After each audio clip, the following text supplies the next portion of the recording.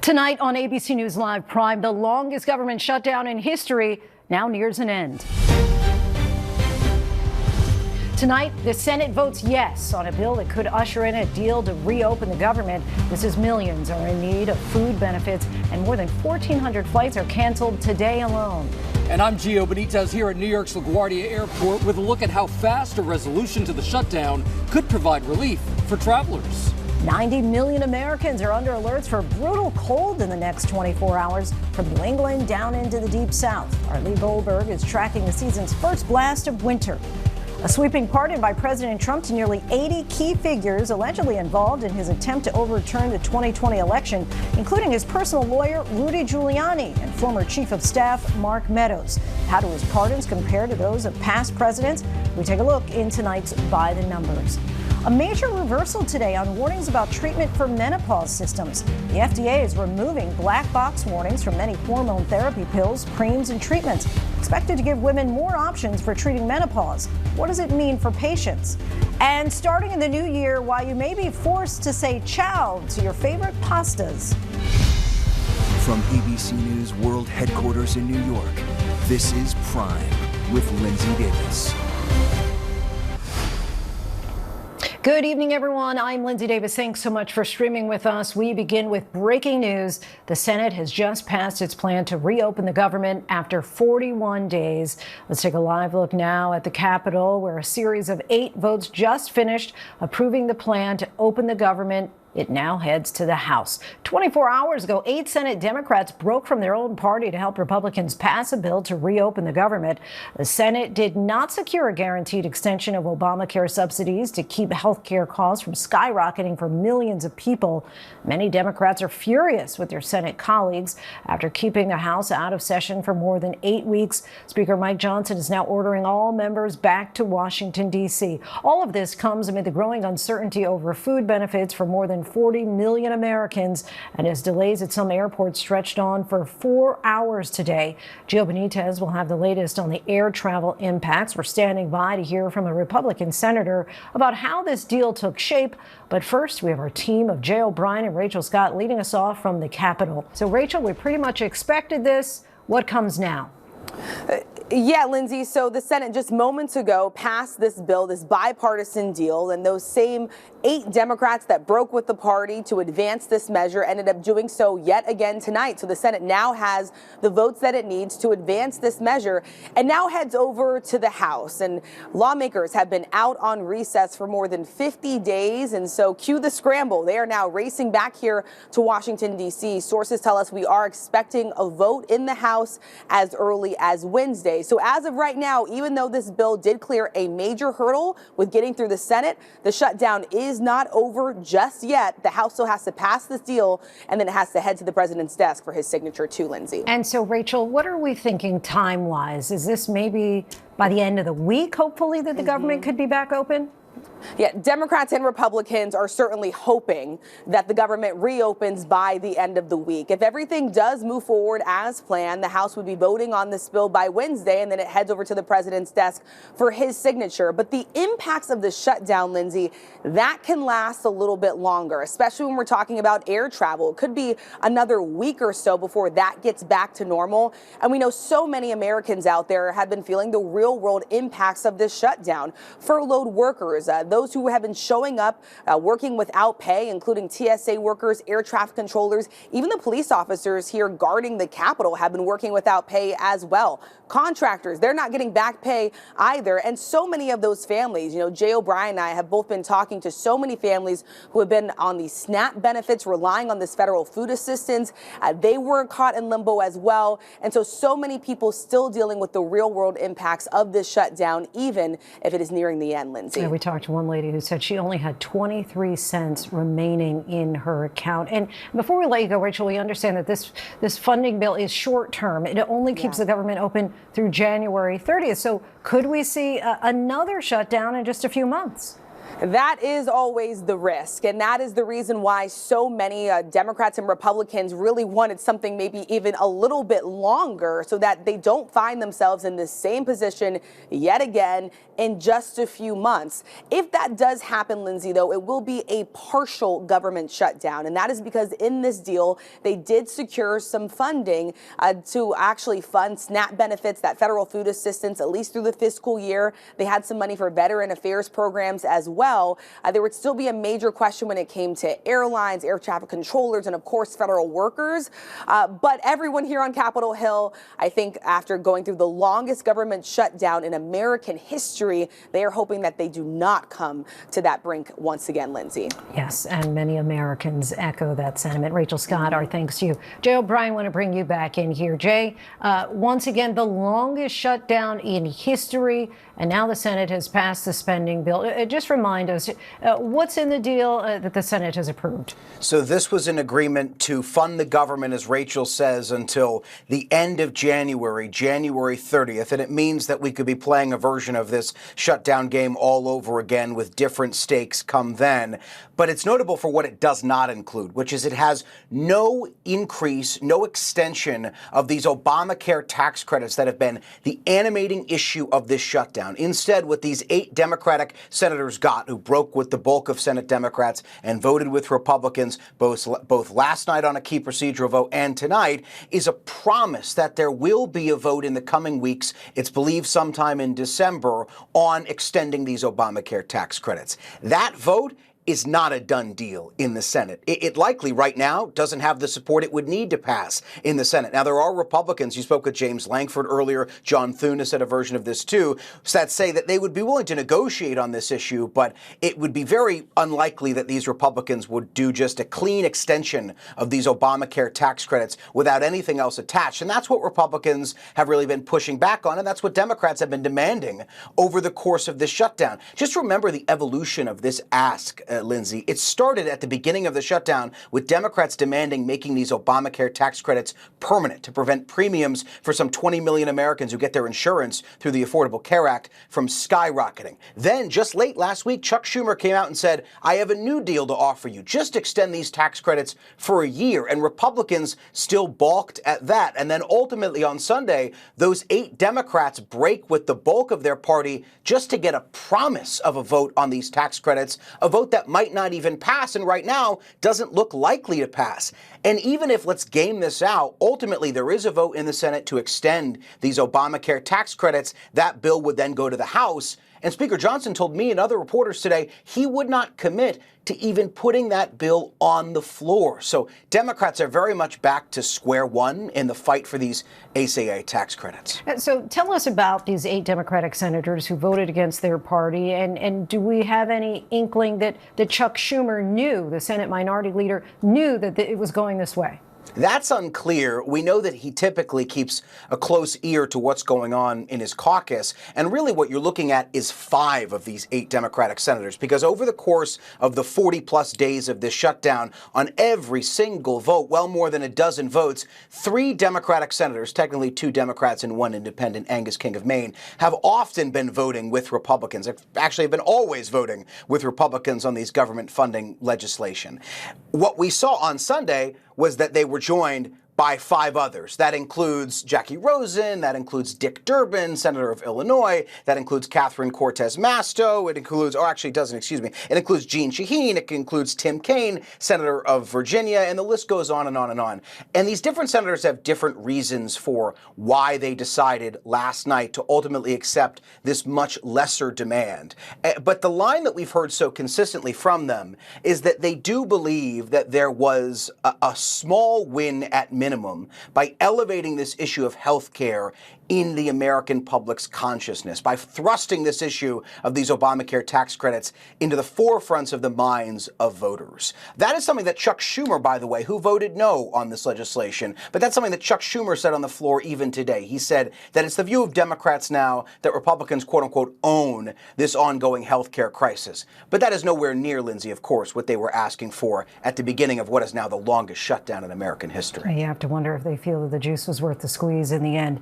Jay O'Brien, our thanks to you. And now to the warning tonight about air travel chaos across the country. Thousands of flights canceled and delayed this weekend, and the FAA says even once the shutdown ends, the ripple effects could reach all the way into the holidays. Gio Benitez reports. Despite a deal that could end the government shutdown, tonight the travel nightmare only growing for passengers after over 7,000 flights were canceled since Friday, more than 2,000 just today. I think it's ridiculous. There was no reimbursement or anything, so I had to pay for a hotel.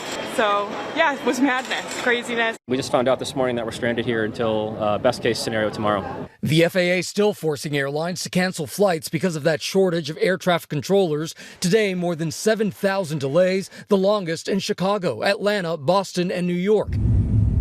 At Newark Airport, planes lined up as far as the eye can see. I don't really care what your political persuasion is, but you should really call your senator. This Southwest pilot sharing his frustration with passengers during the long wait for takeoff. It's really frustrating for me because right now it's going to cost about 2 hours of our lives on the ground before we even take off. Air traffic controllers are working without pay. Today, President Trump threatened to dock the pay for controllers who don't come to work, warning on social media that those who called out should leave the profession with no payment or severance of any kind. But the president said he'd be recommending a bonus of $10,000 for controllers who didn't take time off. Air traffic controllers say some of their coworkers have to take side hustles. They're up till midnight driving Uber because they can't pay their bills, cannot pay for childcare. So now they have to figure out how they're going to come into work. That uncertainty, that fear creates a distraction that no air traffic controller should have to carry. Certainly a large burden. Gio Benitez joins us now. Gio, with Thanksgiving travel around the corner, the question that so many are looking for, when will the delays because of the shutdown stop?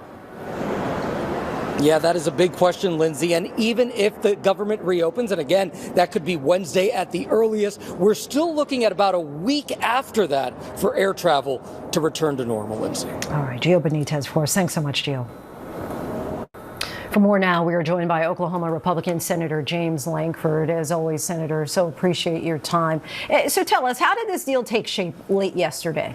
Well, it came together, I think, with a group of folks that finally got tired of federal workers not being paid, airports being clogged up, SNAP recipients not receiving benefits. And we've continued with bipartisan conversations all along to say, hey, we want to talk about health care. Republicans talked about health care literally in the first week of this, even before the shutdown began, and said we see the issues as well. We're glad to be able to sit down and talk about it, just not during a shutdown.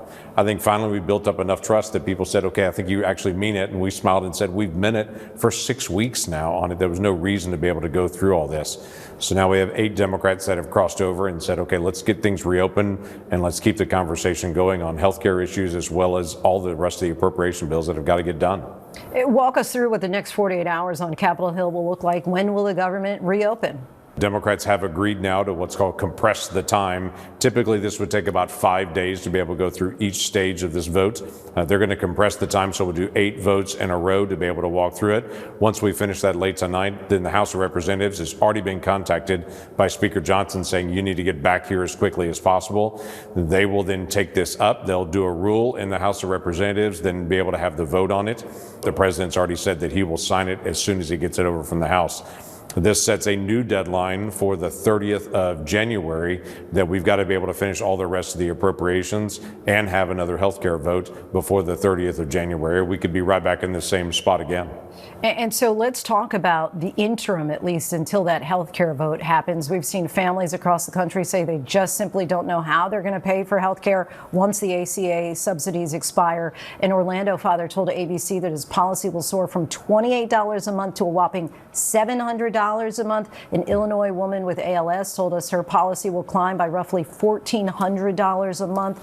What's your message to Americans whose premiums are going to go up?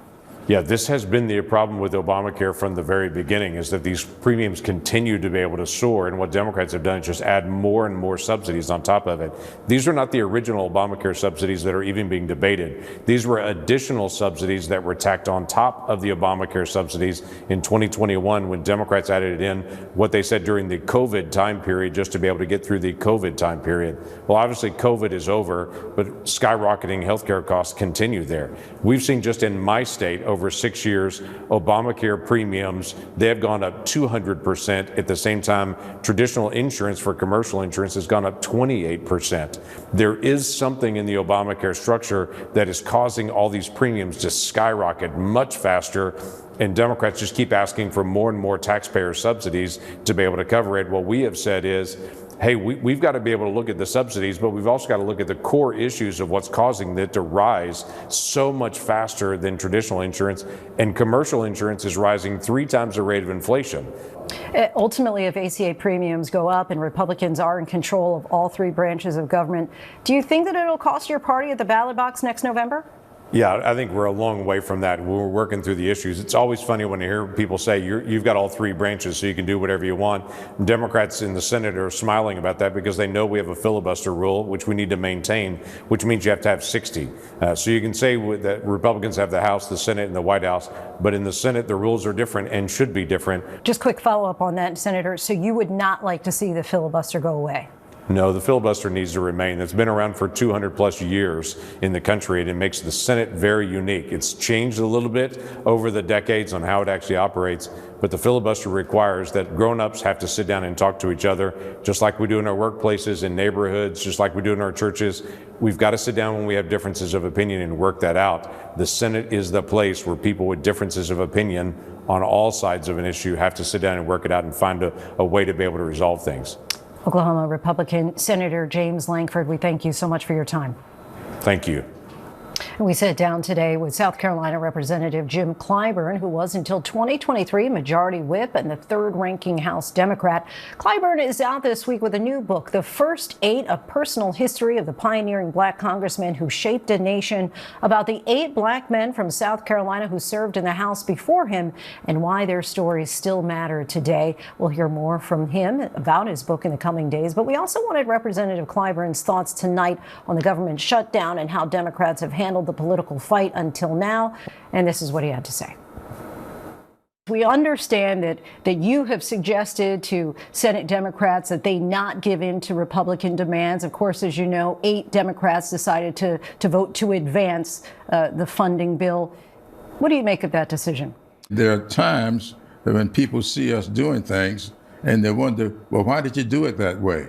Well, the dynamics in the House dictate why we would do it the way we did it.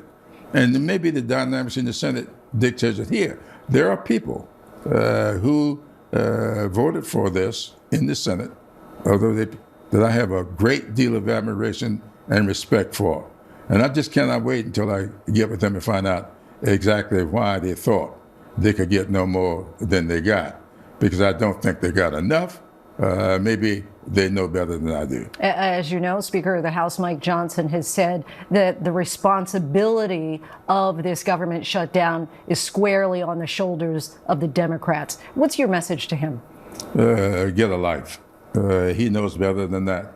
The American people know better than that. And that's why they demonstrated at the polls recently not just in New Jersey and Virginia and here in New York, but down in Mississippi, down in Georgia, in races that nobody ever thought a Democrat would win. They were winning. Why? Because the American people see that the Republican Party is decided that it's going to change this country and not expand the middle class, which has always been what we've been about. Our thanks to Representative Clyburn. We move on now to President Trump issuing sweeping pardons to more than 70 people who tried to help him overturn the 2020 election, including his former personal attorney, Rudy Giuliani. Here's our chief White House correspondent, Mary Bruce. After first pardoning more than 1,500 people in connection with the January 6th attack on the Capitol, tonight, President Trump issuing full, complete, and unconditional pardons to dozens of close allies who tried to help him overturn the results of the 2020 election. Among them, his former personal lawyer, Rudy Giuliani, who pushed the false claim that Georgia election machines were controlled by Venezuela. The company counting our vote, with control over our vote, is owned by 2 Venezuelans who were allies of Chavez, are present allies of Maduro.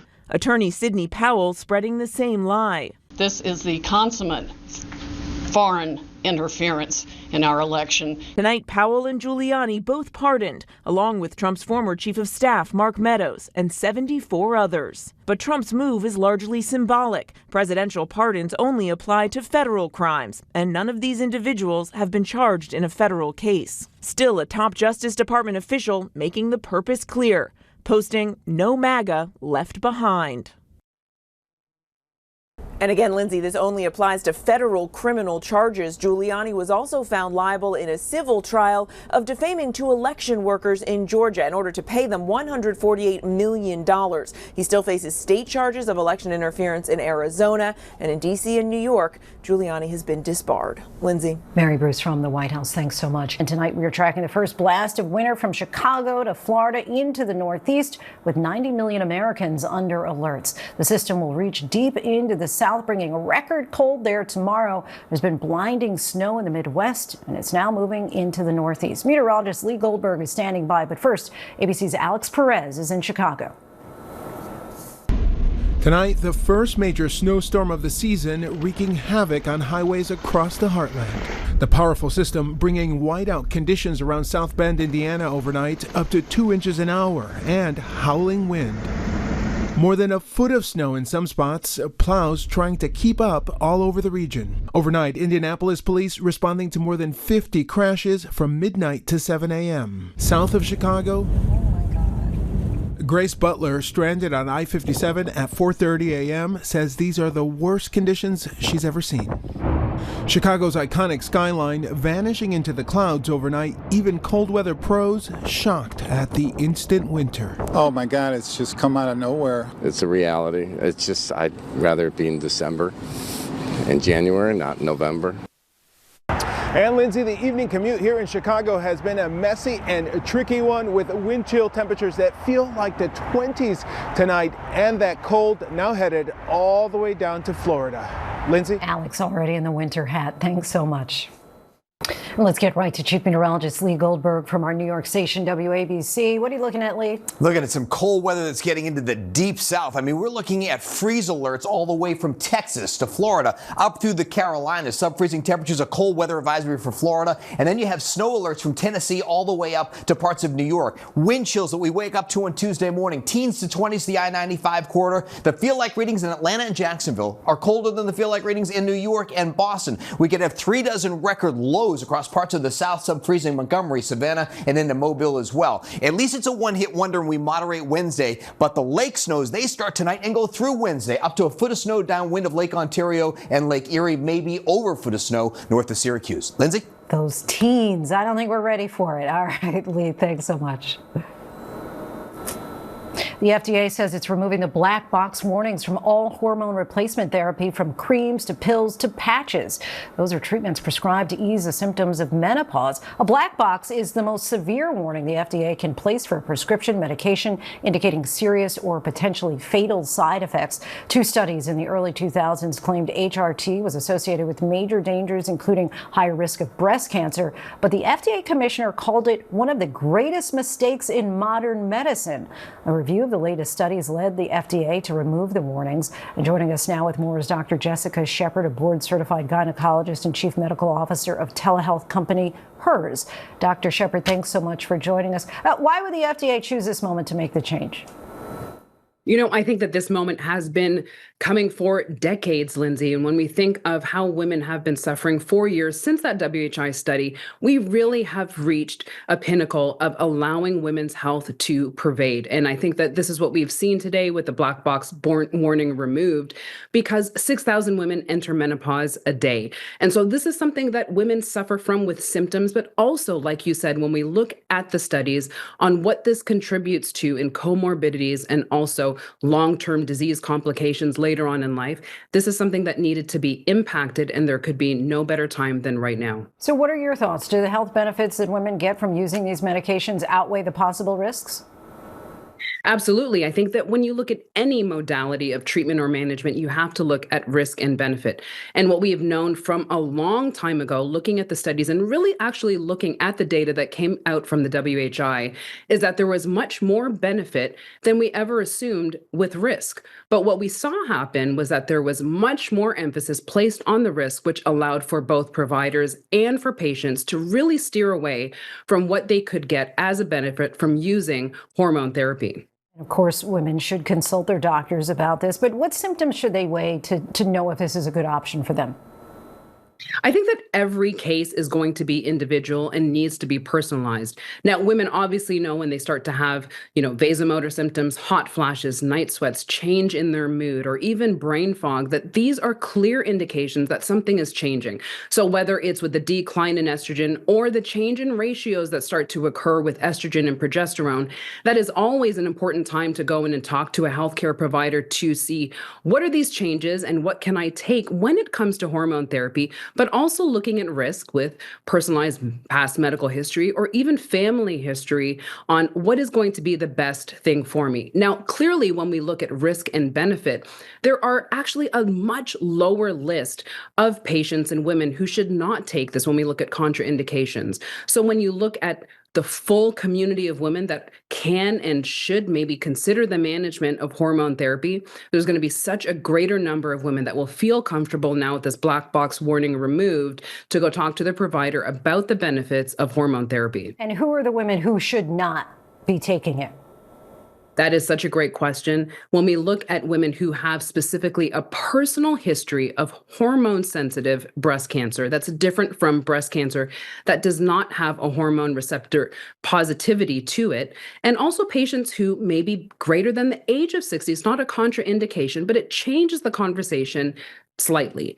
And the last thing that I would say is for patients who have a very significant history of having any clots in the past or are battling with that at that current time, those are the patients that have to have a different conversation. Now, I will say this with a caveat.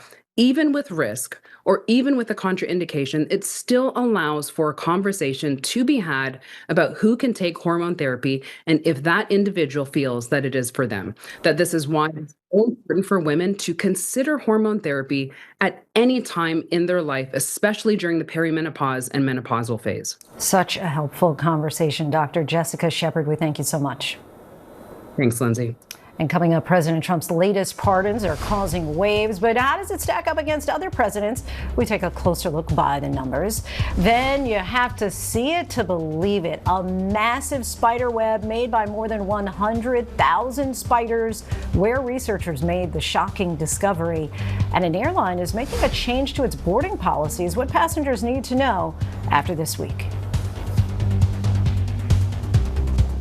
Tonight, we've learned that President Trump has issued new pardons to his allies allegedly involved in trying to overturn the 2020 election. The pardons include his former personal lawyer, Rudy Giuliani, and Trump's former chief of staff, Mark Meadows. Here's a closer look at President Trump's pardons by the numbers. Nearly 1,600 people were pardoned by the president after they were convicted on charges related to the attack on the Capitol. That's in addition to at least 200 others that were cleared and never identified because the D.C. U.S. Attorney's Office was still considering whether to bring charges. Separately, Trump signed pardons just last Friday for 77 individuals allegedly involved in his efforts to overturn his 2020 election loss. Those pardons are largely symbolic because no one on the list was facing federal charges.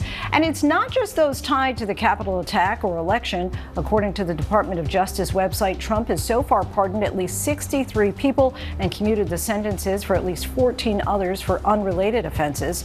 So how does this compare to presidential pardons in the past? Franklin D. Roosevelt issued the most with 2,819, followed by Truman with 1,913, and Eisenhower not far behind with 1,110.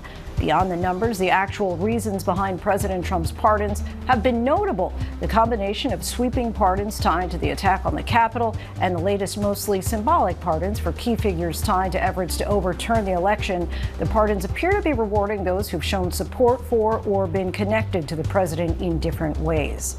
Still ahead, the next steps for workers at a Hyundai battery plant who had been detained and deported in an ICE raid. And ESPN analyst Herm Edwards helps us break down around this week in the NFL, including a major coaching change today.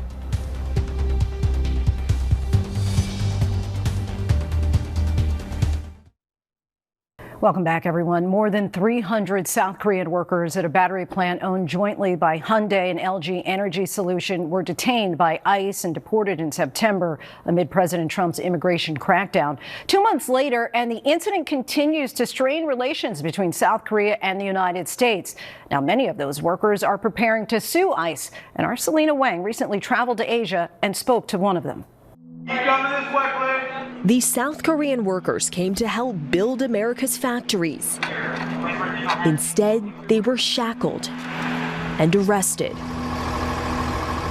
Mr. Kim, who asked that we not use his full name or show his face, is one of hundreds of skilled engineers brought to this nearly 3,000-acre Hyundai LG Energy Solution battery plant in southeastern Georgia.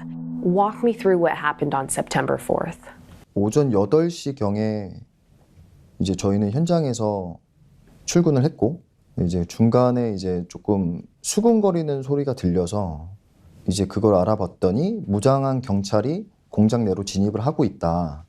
For Homeland Security, we have a search warrant for the whole site. Scores of federal agents swarmed the site, detaining more than 500 workers, including more than 300 from South Korea, contractors for Hyundai and LG. This, in fact, was the largest single-site enforcement operation in the history of Homeland Security investigations. 그냥 영화에서 보던 완전 무장한 상태였고 드론이나 헬기가 떠다니고 있었고 뭐 당연히 소총류는 당연히 소지를 하고 있었고. Did they tell you why you were being arrested? 뭐 체포 전이나 구금 전이나 후나 그런 사실은 아예 공지를 해주지 않았고 그 사유에 대해서는 현재까지도 따로 공지받은 바가 없습니다. Kim says their phones were confiscated. They were loaded onto buses and driven hours away to an ICE detention center. He said groups of 60 to 80 people were held in pods. He described the facility as cold and unsanitary, with moldy mattresses, water that smelled so bad he drank as little as possible, and toilets with no privacy. Did you at any point feel that you were being discriminated against? 저희가 그 팟에 수용이 돼 있을 때 그 교도관들의 태도가 굉장히 부정적이었는데 그걸 넘어서 이제 김정은 얘기를 한다던가 눈을 양쪽으로 찢어서 아시안을 비하한다는 제스처를 취한다던가. The Korean workers were detained for a week until the governments negotiated for them to return home to Korea.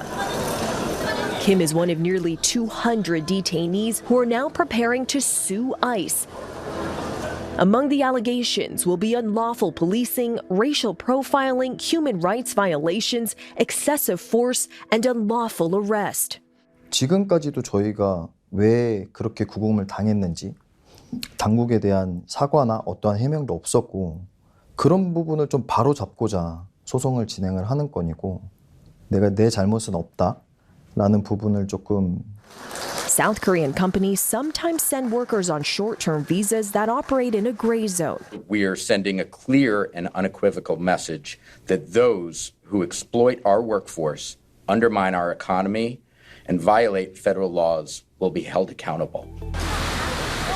Kim says he was in the U.S. legally on a B-1 visa, approved after submitting documentation and a consular interview to justify his work. It went well, very well. The head of the American Chamber of Commerce in Korea says there simply are not enough skilled workers in the U.S. to build these factories. Were those workers who were detained in Georgia taking away American jobs, as ICE had claimed? These are specialists that only Korean workers can do. Is there enough skilled labor in the U.S. to build and operate all of these factories that President Trump wants? That's the reason why you need these Korean workers who are in EVs, semiconductors, to go to the U.S. Really help train some of the U.S. workers. The raid shocking one of America's closest allies, coming just weeks after South Korea pledged to invest $350 billion in the U.S. Koreans think U.S. is model for human rights.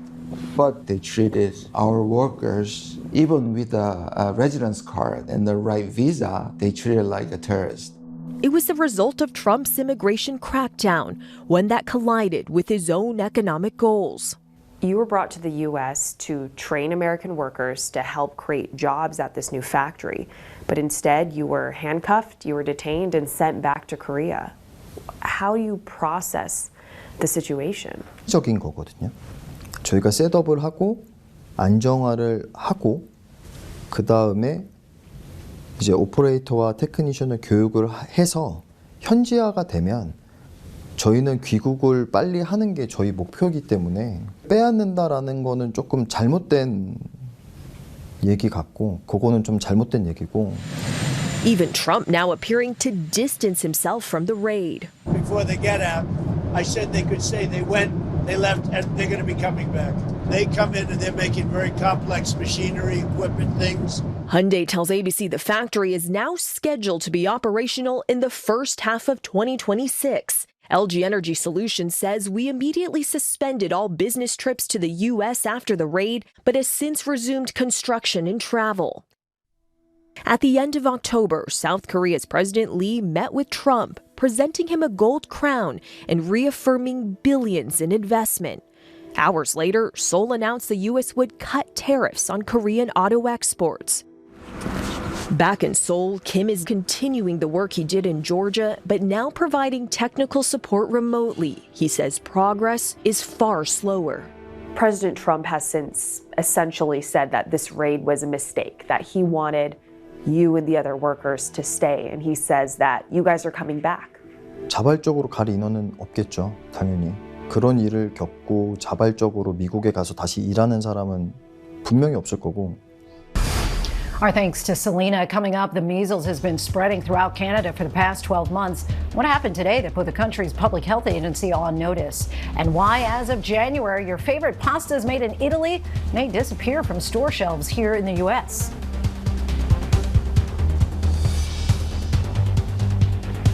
So 50 years. First of all, a huge congratulations for being in the music industry for 5 decades. How does it feel to hit such an impressive milestone? Honestly, it doesn't feel like 50 years. It feels like yesterday.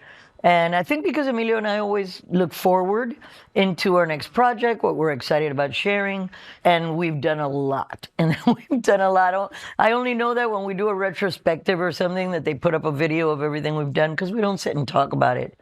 But it feels like yesterday, very quick.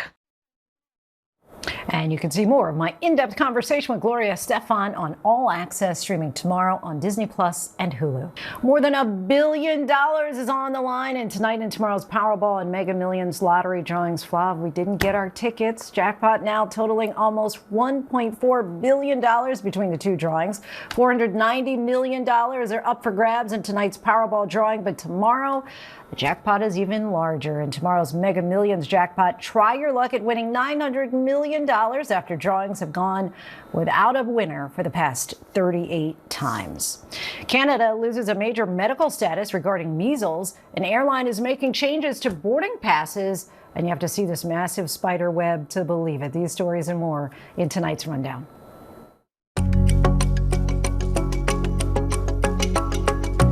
Canada has lost its measles elimination status after struggling to contain a year-long outbreak, according to the country's public health agency. Canada is able to reestablish its measles elimination status if certain criteria is met. Cases have been confirmed in most of Canada's 10 provinces, as well as the Northwest Territories. Measles was declared eliminated from Canada in 1998, 2 years before the U.S., meaning this is the first time Canada has lost its status in nearly 3 decades. Imported Italian pasta could disappear from grocery shelves as soon as January due to tariffs put in place by the Trump administration. Italy's biggest pasta exporter said that they are seeing a combined tariff rate of more than 100% on their products and may need to stop shipping soon.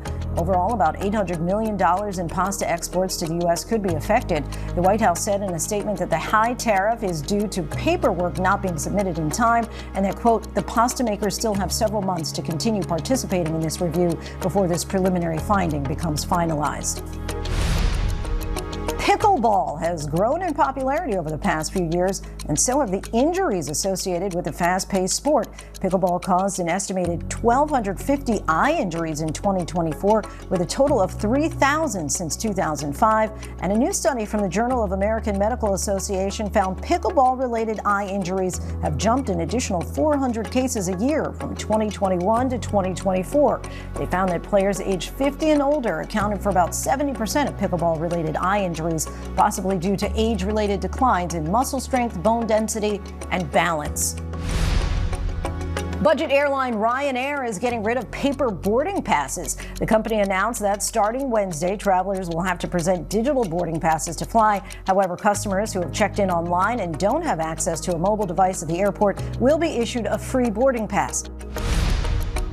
A massive spider web was discovered in an underwater cave on the border of Greece and Albania. According to a study published in the journal Subterranean Biology, the web stretches more than 100 square meters along the wall of the cave and is likely the largest in the world. Scientists estimate that more than 110,000 spiders from 2 different species are living in the caves. This is the first time those 2 species were found to have cooperated with one another. Denver Broncos linebacker Alex Singleton underwent surgery for testicular cancer after being diagnosed last week. Singleton said that he had elevated levels of the hormone HCG in his system following a random drug test. He booked an appointment with a urologist who determined he had signs of testicular cancer. That diagnosis was confirmed by an ultrasound from another doctor. The linebacker said that he hopes to return to the field in the coming weeks. Are you ready for some football? It is Monday after all, and we've had another wild week in the NFL, which means it's time for Hanging with Herm. To break it all down, we're joined by ESPN analyst and former NFL head coach Herm Edwards. Welcome back to the show, Coach. First, a major headline from today. The New York Giants announced that they've parted ways with head coach Brian Daboll. The team finds itself at 2-8 for the 3rd straight season. I wanted to hear your reaction to the move and where the Giants go from here. Well, I don't know if it was surprising. When you think about the Giants organization, in the last 10 years, they've had 6 coaches. That's not good for any organization. I thought coach, the first year he got there, did really good, but the last couple of years, they just couldn't seem to finish games in the second half. And there lies the problem. They have a talented team. They have a very talented team, so whoever they decide going forward to be the head coach there will inherit a good team. But these guys don't know how to win yet, and that's the problem. And this is why coaches get fired. When players don't figure out how to win, they elect to get rid of the coach and not the player. On the other end of the Giants news, the team they played, the Chicago Bears, have won 6 of 7 games, and yesterday won in the final minutes for the 4th time this season. How have they been finding ways to win? Coaching matters. And Ben Johnson, who came from the Detroit Lions, all of a sudden goes to Chicago, and this quarterback, Caleb Williams, is playing out of sight right now. So this is a team that has a lot of confidence. You have a quarterback that was drafted in the 1st round that had struggled, and now all of a sudden this year he gets a new coach, new system, and the Chicago Bears have 6 wins. Just think about it. They got 8 games left, and if they win half of their games, they're going to win 10 games. The New England Patriots won their 7th game in a row over the first-place Tampa Bay Buccaneers. They're now 8-2 after 2 straight 4-win seasons. Could we see the Patriots finish on top of the AFC once again? Oh, it's their division to lose, right? I mean, who's going to beat them in that division? They beat Buffalo once. The Jets have won, 2 games, right? So Miami is a little bit better. But New England Patriots are going to win this division. They might end up with the best record in the AFC. If that's the case, they will host playoff games in New England. All right. We're going to test you at the end of the season, see if it came to fruition. And a bit of hopeful news for the Cincinnati Bengals today. Quarterback Joe Burrow officially returned to practice. He's been out, of course, with an injury since week 2, but expressed hope in possibly playing in the team's Thanksgiving game. How impactful would his return be for the Bengals? Well, that's going to be a big boost for this offense and for the fan base. But here's the problem. Joe Burrow's coming back, can't play defense. This is the 32nd ranked defense in the National Football League. They're giving up over 30-plus points a game. He can't play defense. So he can come back. That's great. But if they can't stop anybody, it's not going to matter. Fair point. And finally, we still have the Monday night football game ahead of us. And we know that your voice is a little raspy because you've already been pre-gaming it, right? Cheering for my Eagles. The Philadelphia Eagles face the Green Bay Packers at Lambeau Field. What can we expect from tonight's game? Well, two really good football teams. The Eagles went out and acquired 2 corners and a defensive end because, they couldn't get to the quarterback. They've only got 16 sacks, 5 interceptions. So the Green Bay Packers can throw the ball down the field. That's going to be the challenge. Can the Eagles cover him, and can they get to the quarterback in time to make sure he doesn't have the amount of time to throw the ball down the field? Ought to be a very competitive game. That guy, number 1, Parsons, did you see? You better block him, or the Eagles might be in trouble. Who are you calling it for? Oh, come on. That's not even hard. I shouldn't right? even ask silly questions. We already know the Eagles are going to get it. All right. Hang in with Herm Edwards. Always appreciate you, Coach. Thanks so much. Thank you. And that is our show for this hour. I'm Linsey Davis. Be sure to stay tuned to ABC News Live for more context and analysis of the day's top stories. Thanks so much for streaming with us.